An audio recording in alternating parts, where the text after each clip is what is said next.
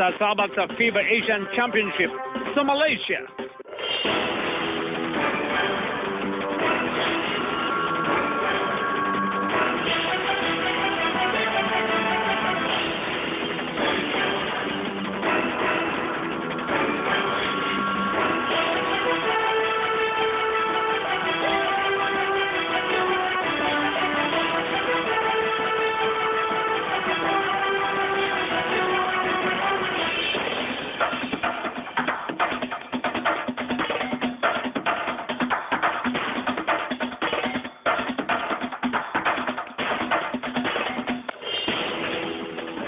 Magandang hapon, Hilaga at Gitnang Luzon. Patuloy ang pinaigting na laban kontra droga ng otoridad. Sa Pangasinan, nagbigay na ng reaksyon ang lokal na pamahalaan kaugnay sa mga nangyayaring umano'y inkwentro sa pagitan ng mga drug personality at mga pulis. Ihahatid diyan mamaya ni Jasmine Gabriel. Puspusan naman ang kampanya ng lokal na pamahalaan ng Dagupan City laban sa tinatawag na teenage pregnancy. Ihahatid diyan mamaya ni Claire Lacanilaw. Aarangkada na ang mga balita. Tatlong umano'y tulak ng shabu patay matapos makainkwentro ang pulisya sa magkahiwalay na operasyon sa Tarlac at Pangasinan. Nag-aalerto si Alfie Tulagan.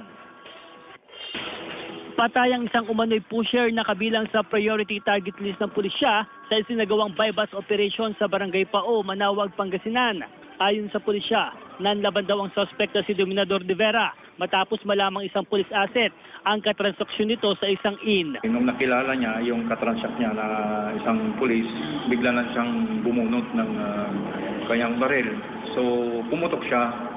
Nung biglang nagtad yung kanyang baril. Wala namang nasaktan sa panig ng pulis. Na-recover sa kwarto ng suspect ang isang kalibre 38 baril, mga bala, 5 pakete ng hinihinalang shabu at iba pang drug paraphernalia. Talagang sakit sa ulo niya na pala yung tao na yon dahil doon na niya ginagawa yung drug transaction niya. Sa probinsya ng Tarlac, 2 tulak umano ng shabu. Ang patay rin matapos manlaban sa pulisya. Natunugan daw ng mga suspect na mga police asset ang katransaksyon nila kaya nagpaputok sila ng baril. Gumanti ang mga pulis at tinamaan ang mga suspect. Isa ang nakatakas at kasalukuyang tinutugis ng mga otoridad. Na-recover sa mga suspect ang 2 kalibre 38 baril at mga drug items. Ito ay isang legitimate operation combined po sinasabi ko ng PIB, Alfie Tulagan, naghahatid ng balitang amyanan. Tinawag ng provincial government na unusual or hindi na pangkaraniwan ang mga umano'y inkwentro sa pagitan ng mga drug personality at mga pulis sa Pangasinan. Kaya ang officer in charge ng Pangasinan Police Provincial Office nagadagdang ipatawag ng gobernador para mabigyang linaw ang mga insidente ng pagkamatay ng mga umano'y sangkot sa illegal na droga. Yan ang balitang tinutukan live ni Jasmine Gabriel. Jasmine! CJ, tuloy-tuloy pa rin ang malawakang kampanya ng Pangasinan PPO kontra sa illegal na droga. At sa kabilangan ng kanilang sunod-sunod na operasyon, ang Pangasinan Provincial Government ay bahagya ng nababahala. Nababahala na ang provincial government sa sunod-sunod na pagkamatay ng mga tulak ng droga na umano'y nandaban sa mga otoridad sa Pangasinan. Ayon sa Provincial Legal Office, suportado nila ang kampanya ng pulisya kontra illegal na droga. We cannot put the law onto our own hands kahit na sabihin na natin this person is not a good person, he has done a lot of crimes.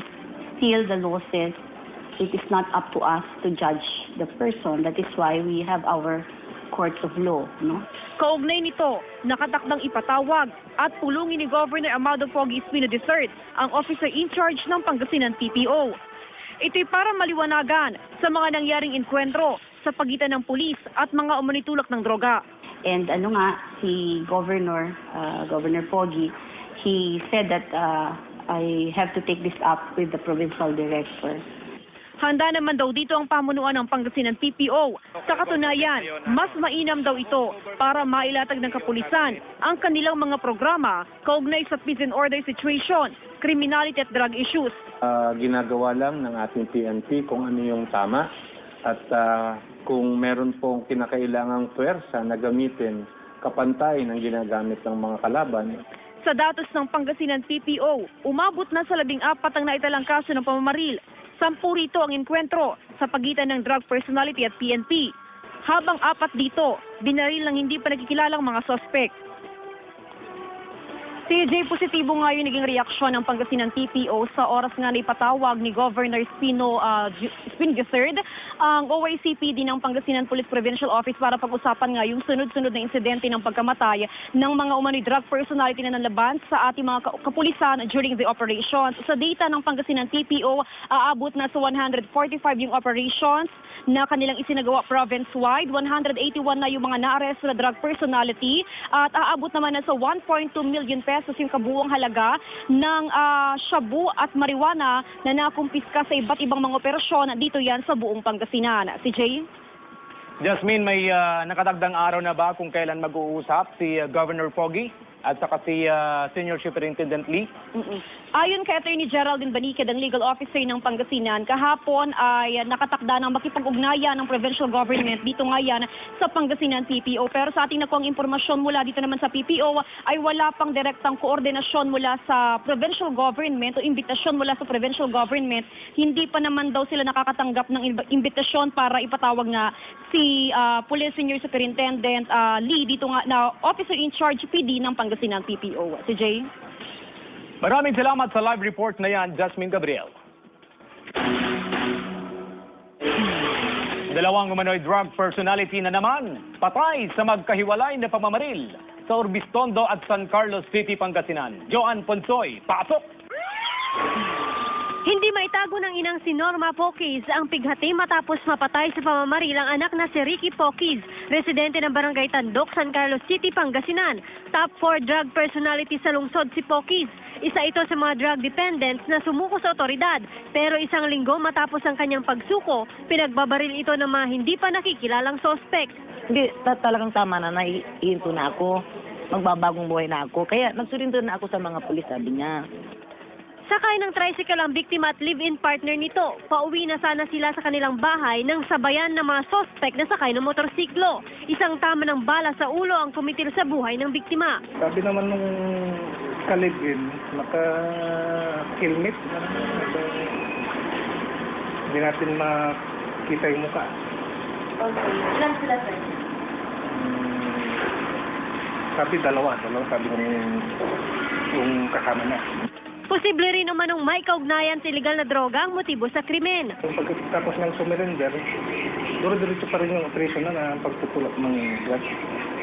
Pinagbabaril din ang top 1 drug personality sa bayan ng Orbistondo. 3 tama ng bala sa tiyan ang kinasawi ni Lord Anthony De Vera. Nagsusugal ang biktima nang ito'y pagbabarili ng mga suspect na sakay ng kotse. Isang pitaka na naglalaman ng 3 pakete ng hinihinalang shabu ang nakuha kay De Vera. Joan Ponsoy naghahatid ng Balitang Amyanan. Natakpan ng tela ang mukha, nakatali ang kamay at may tama ng bala sa ulo nang matagpuan ng bangkay ni Ronald Padlan sa gilid ng kalsada sa Barangay Dumpay, Basista, Pangasinan kaninang umaga. Residente ng mga tarom ang biktima pero pansamantalang naninirahan sa isang barangay sa Basista. Tulak umano ng iligal na droga ang biktima. Inaalam din ang kaugnayan nito sa mga transaksyon ng iligal na droga sa kalapit-bayan ng mga tarom at bayambang. Maliban sa basyon ng 5.56 caliber at ilang aluminum strips, nakuha sa wallet nito ang 4 na pakete ng hinihinalang shabu. 37 sachet pa ng umano'y shabu ang nakitang nakatali sa talampakan nito. Yun po muna ang iniimbestigahan po natin kung itinapon nga or dito binaril sa mismong bayan ng Basista dahil may mga na-recover din po ang crime lab ng mga pasyo ng Armalite.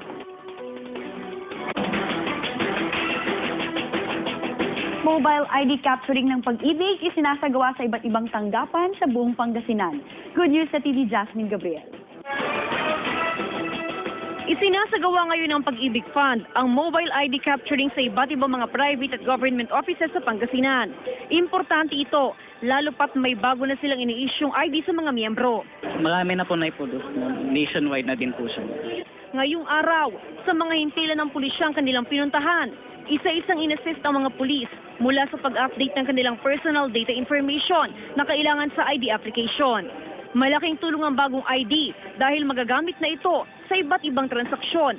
Para po mas mabilis po silang ma-reach po yung mga members po ng Pag-ibig. At ito po kasi yung bagong ID po ng Pag-ibig, ma'am. May plano po sila sa future, ma'am, na i-swipe na lang po yung ID para mas mabilis. Malaking bagay naman para sa mga miyembro ang programang ito ng Pag-ibig Fund. Bukod kasi sa di na kailangan ng mga pulis na lumiban sa kanilang duty, iwas gastos na rin sa pagpunta sa Pag-ibig Office. Si Madam mas accessible na dito sa estasyon namin. Hindi na namin kailangan alisan yung aming pumila tsaka alisan yung pwesto. Malaking tulong po to sa PNP, ma'am, para yung time at effort ng mga pulis, hindi na sila pupunta sa main branch ng Pag-ibig sa Dagupan at makakatulong rin para sa deployment ng kapulisan sa amin. Kailangan lang magbayad ng 100 piso para sa bagong Pag-ibig ID. Sa oras na maiproseso, makukuha ang bagong ID sa loob ng 1 buwan. Jasmine Gabriel naghahatid ng Balitang Amyanan. Masayahing disposisyon, sekreto ng isang lola para maabot ang ika 100th birthday. Tunghayan sa report. Nagmistulang family reunion ng selebrasyon ng ika-100 karawan ng isang lola sa Moncada, Tarlac. Sa kabila ng edad, malakas na malakas pa rin si Lola Pinang Baldonado. Nakisaya rin ng kanyang mga apo at apo sa tuhod na hindi na raw mabilang ni Lola Pinang kung ilan. Ang mga anak ng centenarian lola maluha-luha habang inaalala kung paano sila binuhay ng kanilang ina noong ito'y mabiyuda. Laking pasasalamat ng mga ito dahil kahit na mag-isa si Inang Pinang, naitaguyod niya silang 8 magkakapatid sa pamamagitan ng paglalako ng kakanin.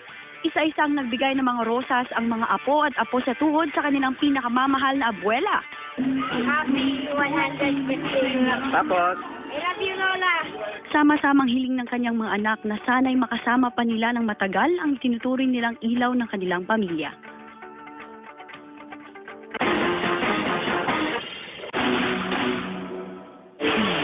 Sales agent patay sa hit and run sa Pangasinan. Tutukan sa ulat ni Alfie Tulagan. Nagdadalamhati ang 6 na buwang buntis sa sira ng Kapinpin dahil sa sinapit ng kanyang mister na pauwi na sana sa kanilang bahay. Na hit and run kasi ang mister niyang si Windy Kapinpin, 26 anyos, habang minamaneho nito ang kanyang motorsiklo sa Barangay Bud, Binalonan, Pangasinan. Ayon sa pulisya, unang nabangga na isang close van at forward truck ang biktima. Nagulungan pa siya ng isang kotse. So nung nabangga nila, nag-U-turn itong dalawang truck at tumakas papuntang north direction. Naitagpo pa sa ospital ang biktima pero binawian din ng buhay. Nananawagan ang asawa ng biktima sa mga nakaaksidente sa kanyang mister. Sana sumuko na yung nakabangga sa asawa ko. Dalawa na ang anak namin. So, hindi ko alam kung paano sila bubuhayin nang wala yung asawa ko. Sana makonsensya kayo, sumuko na kayo. Alfie Tulagan, naghahatid ng Balitang Amyanan. Kung puspusan ang kampanya ng pulisya kontra sa illegal na droga, puspusan din ang kampanya ng Population Office kontra sa teenage pregnancy. Kaugnay nito, U4U Youth Caravan inilunsad sa Dagupan City. Magibalita tayo live kay Claire. Claire. PJ, nilunsad kamakailan ng kauna-unahang U4U Teen Trail activity sa lungsod ng Dagupan. Ito ay proyekto ng Commission on Population sa teenage pregnancy. Yan muna ang latest. Tunghayan sa report. Maagang pagbubuntis o teenage pregnancy. Ito raw ang isa sa dahilan ng kahirapan sa bansa. Nalulugbok daw kasi ang mga kabataan sa wala sa panahong pagpapamilya at mabigat na responsibilidad.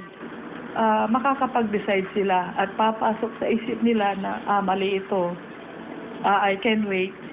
It should not be careless whisper. It should be careful with my heart. Ganun lang yon.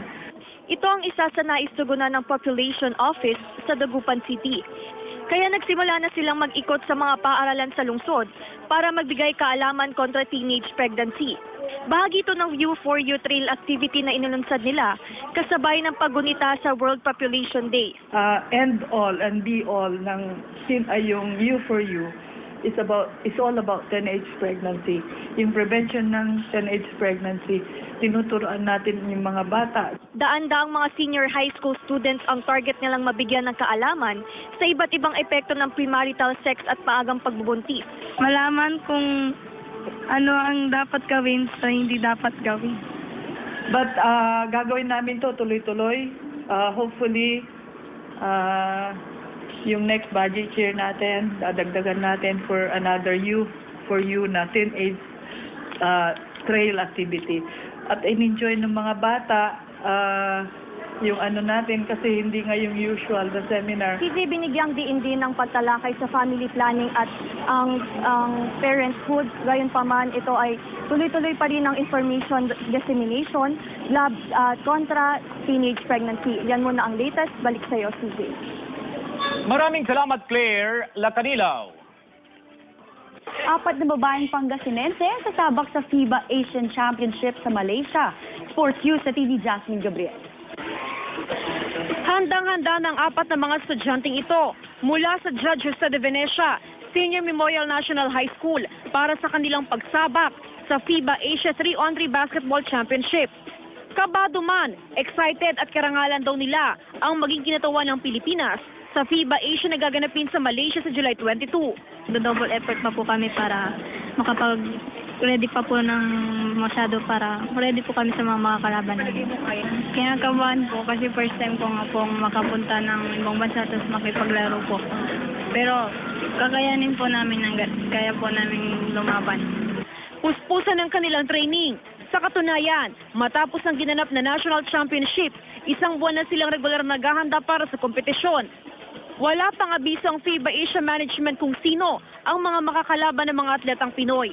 Pero kakayanin raw nila para maitaas ang bandera ng mga Pilipino sa larangan ng basketball female category.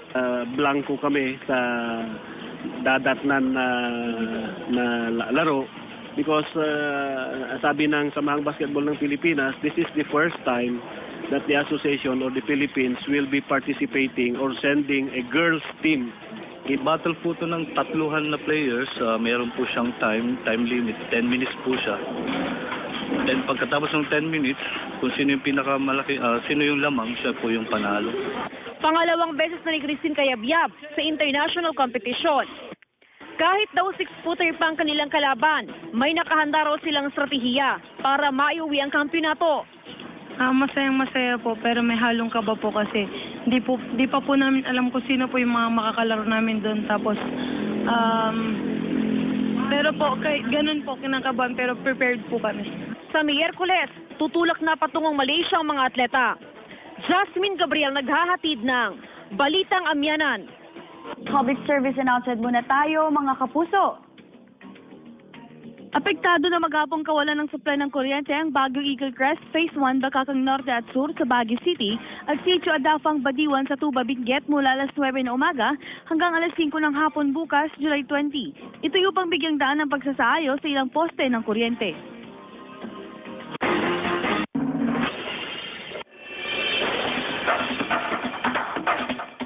Bangkay ng 3 di pa nakikilalang tao natagpuan sa magkakalapit na bayan sa Pangasinan. Lahat ng mga ito nakatali.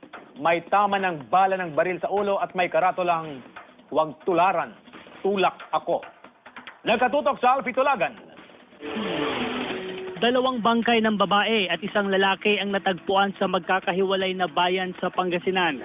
Nakatali ang mga kamay nila, nakamatsing tape ang kanilang mukha, may mga tama ng bala sa bahaging ulo at likod, at pare-pareho sila na may karatulang nakasulat na "Huwag tularan, pusher." Sa loob lamang ng isang magdamagan, 3 mga bangkay ang natagpuan sa iba't ibang bayan sa Pangasinan. Hindi pa tukoy ang salarin pero may mga palatandaan na iisa ang nasa likod nito. Kagabi natagpuan ng bangkay na isang hindi pa nakikilalang lalaki sa gilid ng kalsada sa Barangay Marabok, Lawak, Pangasinan. Nasa edad 35 hanggang 40 ang biktima. Nakasuot ng pulang t-shirt at itim na short pants. Hindi po ito ay kinukundina ng kapulisan ng yung mga ganyan na vigilante group. Kasi lahat po dapat idaan po natin sa legal na proseso kung ano po man. Kaninang pasado alas 6 ng umaga, natagpuan ang bangkay ng isang babae sa barangay Parian, Manawag. Nasa edad 20 hanggang 30 ang bangkay, 4'11 ang taas, katamtaman ng pangangatawan, nakaitim na t-shirt at blue na maong pants. Sa panahon ngayon, nakikita natin na total war sa drugs, no? Lahat na gumagalaw, hindi natin alam kung sino yung nasa likod ng pamamaslang na ito. Isang babae rin ang natagpuan sa gilid ng palayan sa barangay San Felipe Sur, Binalonan. Nasa edad 35 hanggang 40, nakasuot ng dilaw na t-shirt, violet sweatshirt at blue short pants. May nakita agad na may tama na ng baril sa ulo at sa likuran niya. So makikita pa namin yung mga umagos na tubig, mga umagos na dugo niya sa may... At napansin namin na may iniwang tag. Patuloy ang investigasyon para matukoy ang nasa likod nito. Makipag-ugnay lang daw sa pulisya ang sino mang nakakakilala sa mga biktima. Alfie Tulagan, naghahatid ng Balitang Amyanan. Dahil sa dami ng mga sumusulkong drug personality, scheduling ng pagsuko ipinapatupad ng PNP sa mga tarang Pangasinan. Narito ang report.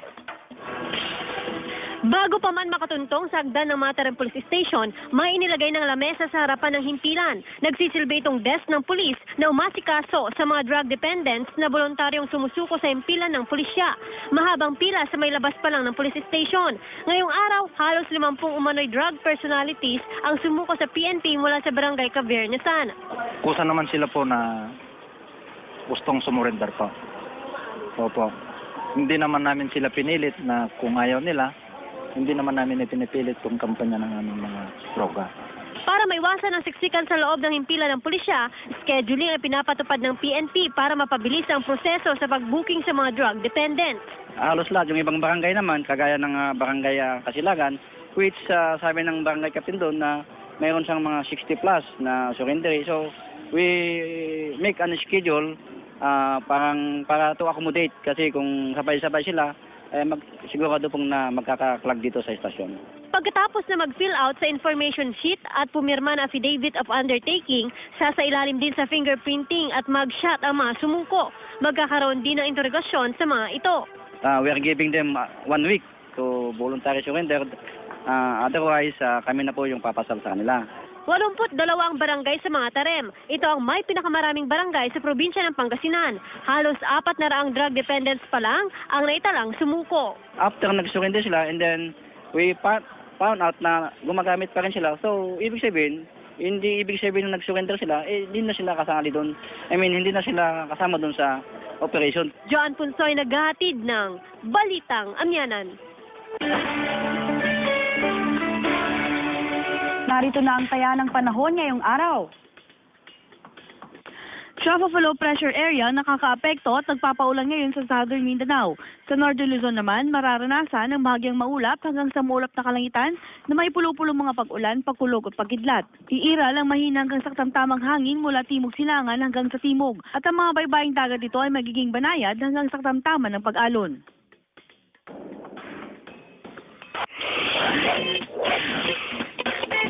Iba't ibang luto ng puso ng saging, ibinida ng mga mag-aaral sa Vigan City, Ilocos Sur. Ating tikman sa report ni John Punsoy. Iba't ibang putahe ng puso ng saging na puno ng sustansya. Ito ang itinampok ng mga estudyante ng Rawis Elementary School sa Vigan City, Ilocos Sur na ginanap sa Nutrition Month celebration nitong weekend. Mula sa paghiwa ng mga sangkap hanggang sa pagluluto, ipinakita ng bawat kalahok ang kanilang diskarte sa kusina. Tiyak matatakam sa puso ng saging burger patties, puso ng saging balls with sweet and sour sauce at Shanghai. Swak namang partner ng kanin ang ginataang puso ng saging. Siyempre, hindi mawawala ang Ilocano delicacies na inabraw at dinengdeng na sinangkapan ng sari-saring gulay. Para malusog na pangangatawan. Masustansya at mainam daw sa katawan ng puso ng saging, kaya ito ang naisipan ng pamunuan ng paaralan na gawing main ingredient. Okay, sa research namin marami tayong ingredients, mga nutrients na nakukuha sa puso ng saging.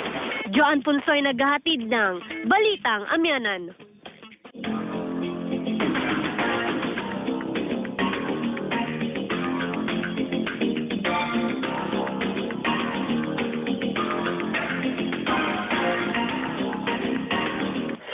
At yan ang mga balitang hatid ng Tropa ng Katotohanan. Maraming salamat sa inyong pagtitiwala. Kasama si Faye Centeno.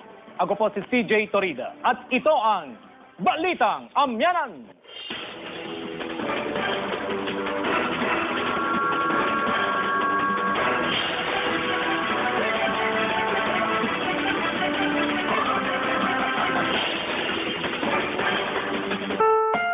Hindi ko alam kung paano sila bubuhayin nang wala yung asawa ko. Sana makonsensya kayo, sumuko na kayo. Alfie Tulagan naghahatid ng Balitang Amyanan.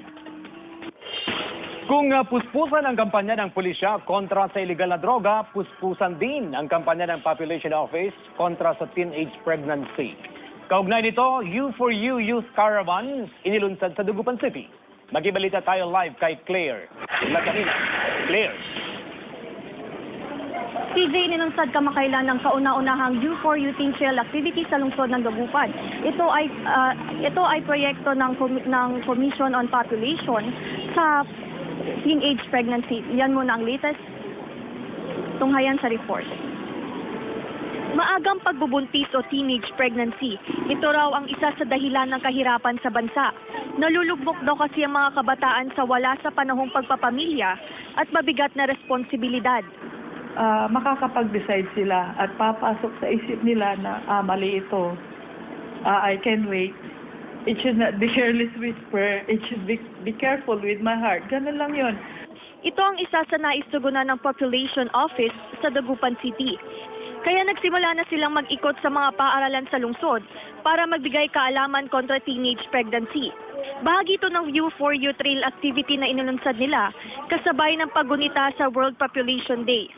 End all and be all ng yung U4U is all about teenage pregnancy. Yung prevention ng teenage pregnancy, tinuturuan natin yung mga bata. Daan-daang mga senior high school students ang target nilang mabigyan ng kaalaman sa iba't ibang epekto ng premarital sex at maagang pagbubuntis. Malaman kung ano ang dapat gawin sa hindi dapat gawin.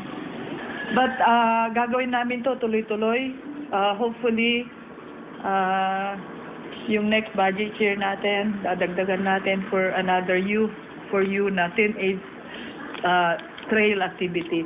At in-enjoy ng mga bata yung ano natin kasi hindi nga yung usual na seminar. CJ, binigyang diin din ng pagtalakay sa family planning at ang parenthood. Gayunpaman, ito ay tuloy-tuloy pa rin ang information dissemination kontra teenage pregnancy. Yan muna ang latest. Balik sa iyo, CJ.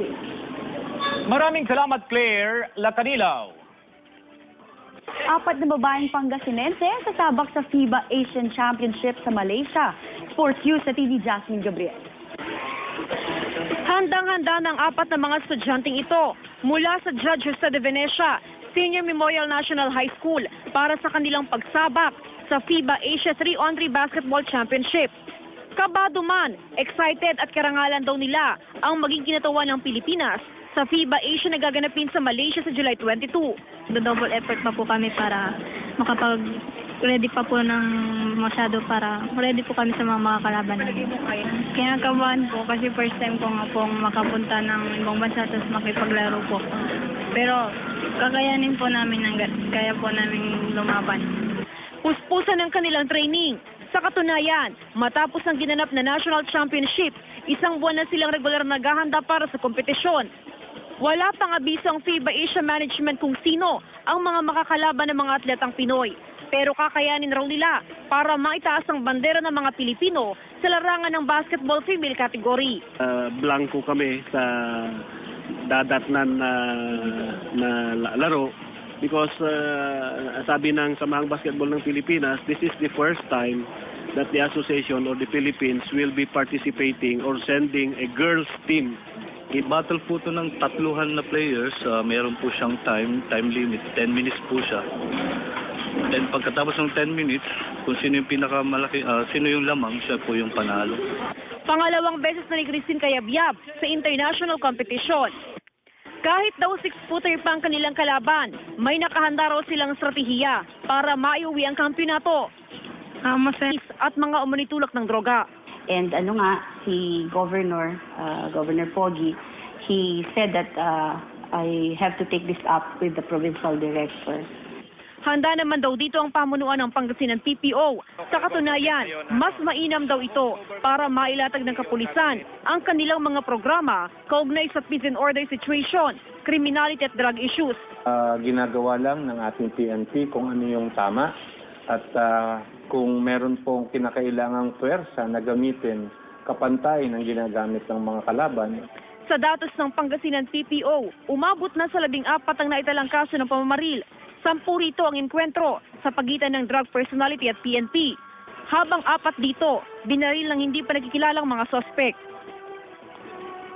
CJ, positibo nga yung naging reaksyon ng Pangasinan PPO sa oras nga na ipatawag ni Governor Espino III ang OICPD ng Pangasinan Police Provincial Office para pag-usapan nga yung sunod-sunod na insidente ng pagkamatay ng mga umano'y drug personality na nanlaban sa ating mga kapulisan during the operations. Sa data ng Pangasinan PPO, aabot na sa 145 yung operations na kanilang isinagawa province-wide. 181 na yung mga na-arrest na drug personality at aabot naman na sa 1.2 million pesos yung kabuuang halaga ng shabu at marijuana na nakumpiska sa iba't ibang mga operasyon dito yan sa buong Pangasinan. Si Jay? Jasmine, may nakatagdang araw na ba kung kailan mag-uusap si Governor Pogi at saka si Senior Superintendent Lee? Ayon kay Attorney Geraldine Baniked, ang legal officer ng Pangasinan, kahapon ay nakatakda ng makipag-ugnayan ng provincial government dito nga yan sa Pangasinan PPO. Pero sa ating nakuhang impormasyon mula dito naman sa PPO ay wala pang direktang koordinasyon mula sa provincial government o imbitasyon mula sa provincial government. Hindi pa naman daw sila nakakatanggap ng imbitasyon para ipatawag nga si Police Senior Superintendent Lee dito nga na officer in charge PD ng Pangasinan PPO. Si Jay?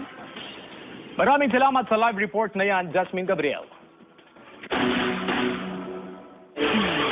Dalawang umano'y drug personality na naman, patay sa magkahiwalay na pamamaril sa Orbistondo at San Carlos City, Pangasinan. Joan Ponsoy, pasok! Hindi maitago ng inang si Norma Poquiz ang pighati matapos mapatay sa pamamaril ang anak na si Ricky Poquiz, residente ng Barangay Tandok, San Carlos City, Pangasinan. Top 4 drug personality sa lungsod si Poquiz. Isa ito sa mga drug dependents na sumuko sa otoridad. Pero isang linggo matapos ang kanyang pagsuko, pinagbabaril ito ng mga hindi pa nakikilalang sospek. Hindi, talagang tama na, naihinto na ako. Magbabagong buhay na ako. Kaya nagsurinto na ako sa mga pulis, sabi niya.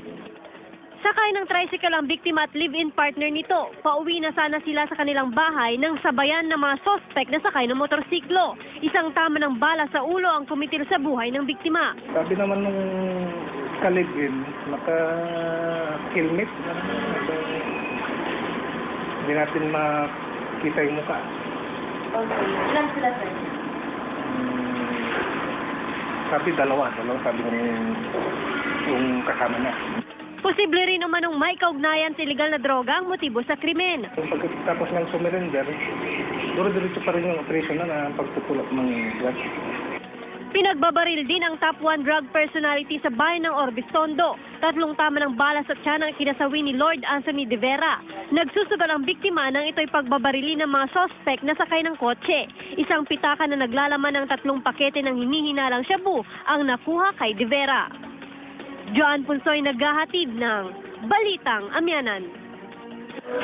Natakpan ng tela ang mukha, nakatali ang kamay at may tama ng bala sa ulo nang matagpuan ang bangkay ni Ronald Padlan sa gilid ng kalsada sa Barangay Dumpay, Basista, Pangasinan kaninang umaga. Residente ng mga Tarom ang biktima pero pansamantalang naninirahan sa isang barangay sa Basista. Tulak umano ng iligal na droga ang biktima. Inaalam din ang kaugnayan nito sa mga transaksyon ng iligal na droga sa kalapit-bayan ng mga Tarom at Bayambang. Maliban sa basyon ng 5.56 caliber at ilang aluminum strips, nakuha sa wallet nito ang 4 na pakete ng hinihinalang shabu. 37 sachet pa ng umano'y shabu ang nakitang nakatali sa talampakan nito. Yun po muna ang iniimbestigahan po natin kung itinapon nga or dito binaril sa mismong bayan ng Basista dahil may mga na-recover din po ang crime lab ng mga pasyo ng Armalite.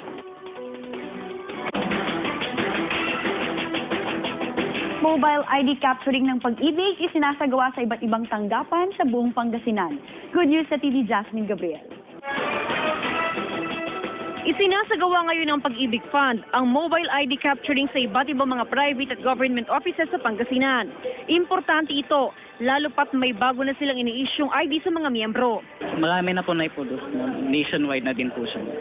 Ngayong araw, sa mga himpilan ng pulisyang kanilang pinuntahan, isa-isang inassist ang mga pulis mula sa pag-update ng kanilang personal data information na kailangan sa ID application. Malaking tulong ang bagong ID dahil magagamit na ito sa iba't ibang transaksyon.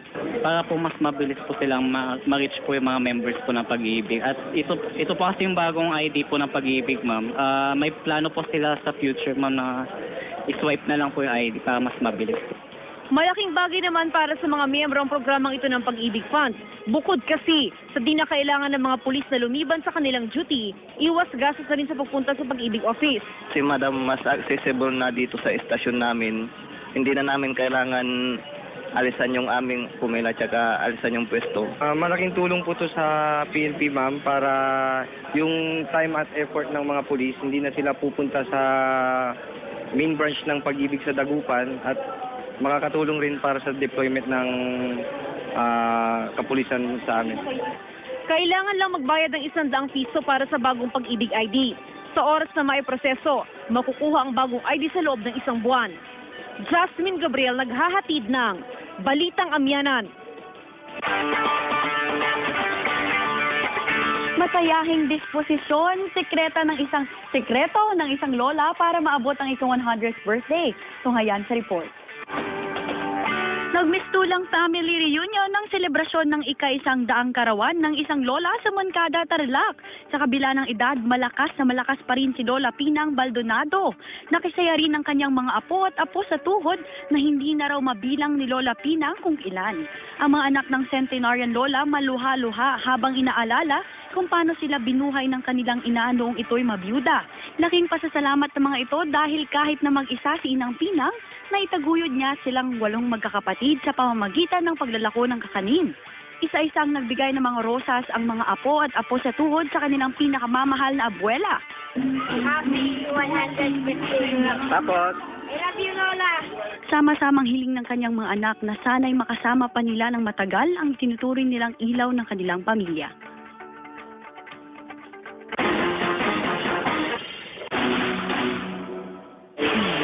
Sales agent patay sa hit and run sa Pangasinan. Tutukan sa ulat ni Alfie Tulagan.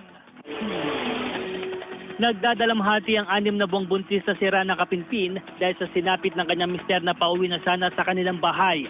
Na hit and run kasi ang mister niyang si Windy Kapinpin, 26 anyos, habang minamaneho nito ang kanyang motorsiklo sa Barangay Bud, Binalonan, Pangasinan. Ayon sa pulisya, unang nabangga ng isang cruise van at forward truck ang biktima. Nagulungan pa siya ng isang kotse. So nung nabangga nila, nag-U-turn itong dalawang truck at tumakas papuntang north direction. Naitagpo pa sa ospital ang biktima pero binawian din ng buhay.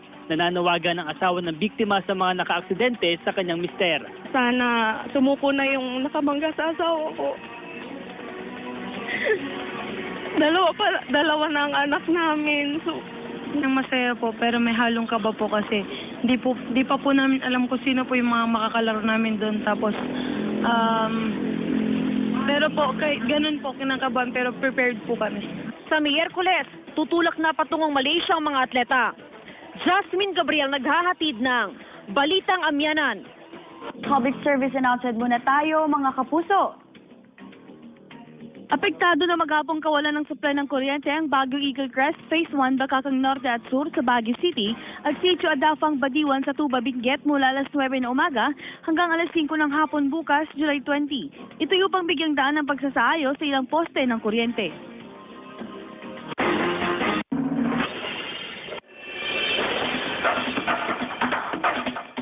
Bangkay ng 3 di pa nakikilalang tao natagpuan sa magkakalapit na bayan sa Pangasinan. Lahat ng mga ito nakatali, may tama ng bala ng baril sa ulo at may karatolang "Huwag tularan, tulak ako." Nagkatutok sa Alfie Tulagan. 2 bangkay ng babae at isang lalaki ang natagpuan sa magkakahiwalay na bayan sa Pangasinan. Nakatali ang mga kamay nila, nakamasking tape ang kanilang mukha, may mga tama ng bala sa bahaging ulo at likod. at pare-pareho sila na may karatulang nakasulat na huwag tularan, pusher. Sa loob lamang ng isang magdamagan, 3 mga bangkay ang natagpuan sa iba't ibang bayan sa Pangasinan. Hindi pa tukoy ang salarin pero may mga palatandaan na iisa ang nasa likod nito. Kagabi natagpuan ng bangkay na isang hindi pa nakikilalang lalaki sa gilid ng kalsada sa barangay Marabok, Lawak, Pangasinan. Nasa edad 35 hanggang 40 ang biktima. Nakasuot ng pulang t-shirt at itim na short pants. Hindi po ito ay kinukundina ng kapulisan ng yung mga ganyan na vigilante group. Kasi lahat po dapat idaan po natin sa legal na proseso kung ano po man. Kaninang pasado alas 6 ng umaga, natagpuan ng bangkay na isang babae sa barangay Parian, Manawag. Nasa edad 20 hanggang 30 ang bangkay, 4'11 ang taas, katamtaman ng pangangatawan, nakaitim na t-shirt at blue na maong pants. Sa panahon ngayon, nakikita natin na total war sa drugs, no? Din lahat na gumagalaw, hindi natin alam kung sino yung nasa likod ng pamamaslang na ito. Isang babae rin ang natagpuan sa gilid ng palayan sa barangay San Felipe Sur, Binalonan.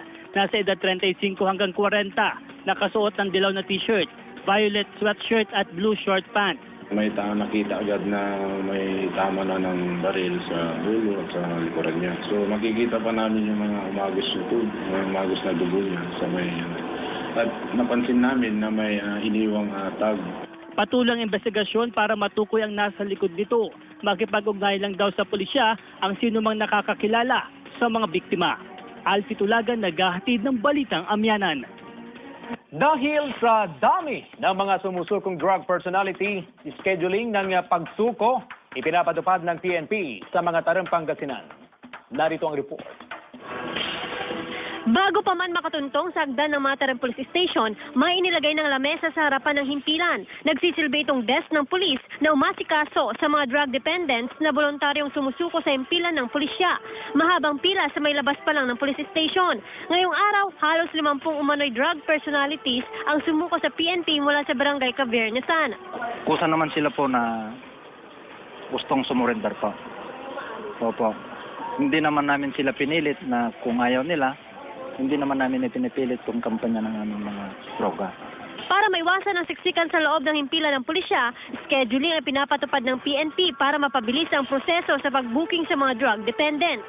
Halos lahat, yung ibang barangay naman, kagaya ng barangay Kasilagan, which sabi ng barangay Captain doon na mayroon siyang mga 60 plus na surrender. So, we make an schedule para to accommodate kasi kung sabay-sabay sila, sigurado pong na magkakaklag dito sa istasyon. Pagkatapos na mag-fill out sa information sheet at pumirma na affidavit of undertaking, sasabak sa FIBA Asian Championship sa Malaysia.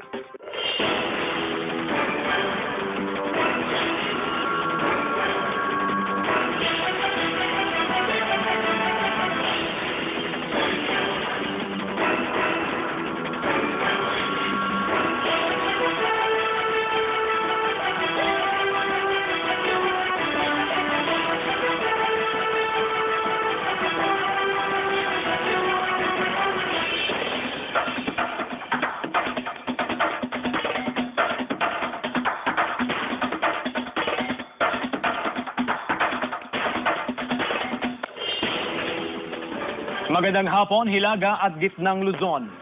Patuloy ang pinaigting na laban kontra droga ng otoridad. Sa Pangasinan, nagbigay na ng reaksyon ang lokal na pamahalaan kaugnay sa mga nangyayaring umano'y inkwentro sa pagitan ng mga drug personality at mga pulis.